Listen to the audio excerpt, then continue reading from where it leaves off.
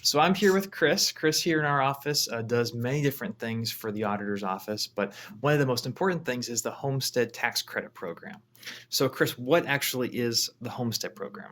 The Homestead program is a owner-occupied principal residence tax credit that you can receive if you're 65 years or older or totally permanently disabled. Okay, so when you say a tax credit, what does it actually do to my taxes? It takes 25,000 off of your market value and usually gives you an average reduction of $400 for the year.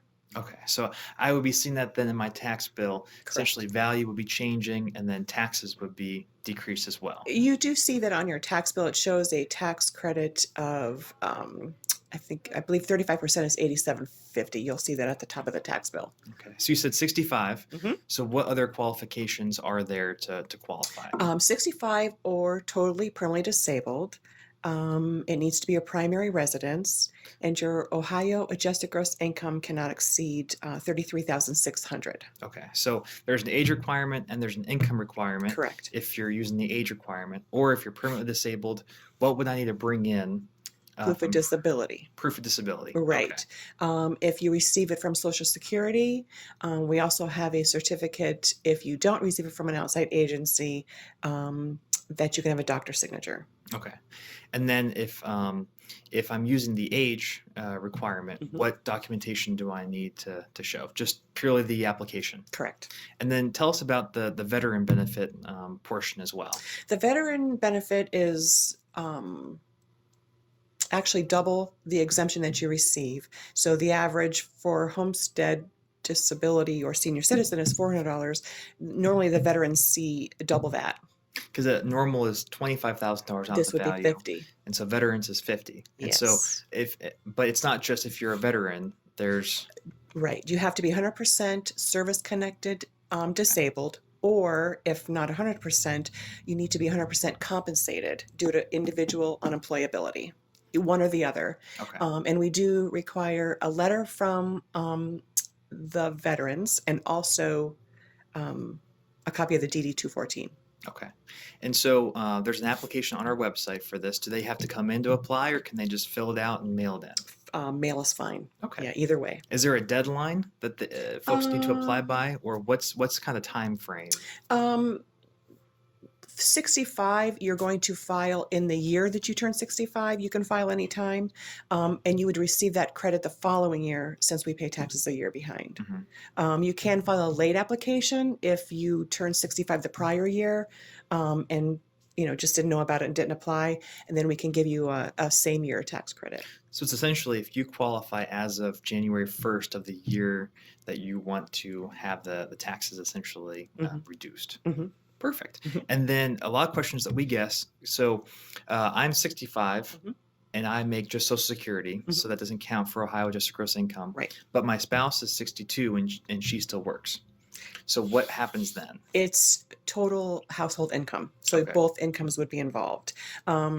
Like you said, Ohio adjusted gross income does not include Social Security, but it does, pensions and W-2s. And different things. We always tell people to check the line 3 Right, of at their the tax state return. return. Yep. Yeah, the state So return. if my spouse though was still 62 and I'm Mhm. 65, Mhm. but they make just Social Security as well, Mhm.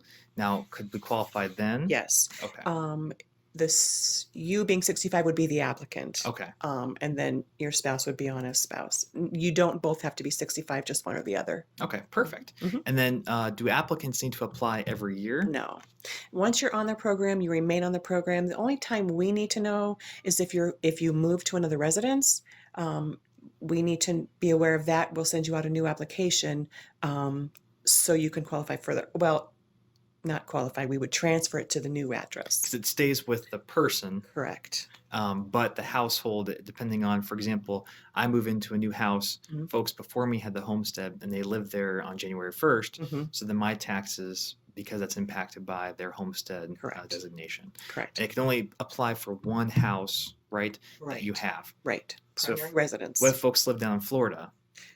You can only receive it in one home, which is considered your primary, which we consider that being where your driver's license is, where you vote, those kind of things are kind of the guidelines that we go by as to what your primary residence is. You cannot receive homestead in two different places. Okay.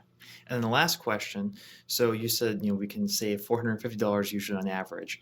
Well, does that mean that the schools and all the local governments, they don't receive that money? No, Or where does that difference come from? state reimbursement. Okay. So nobody loses. Nice. Yeah.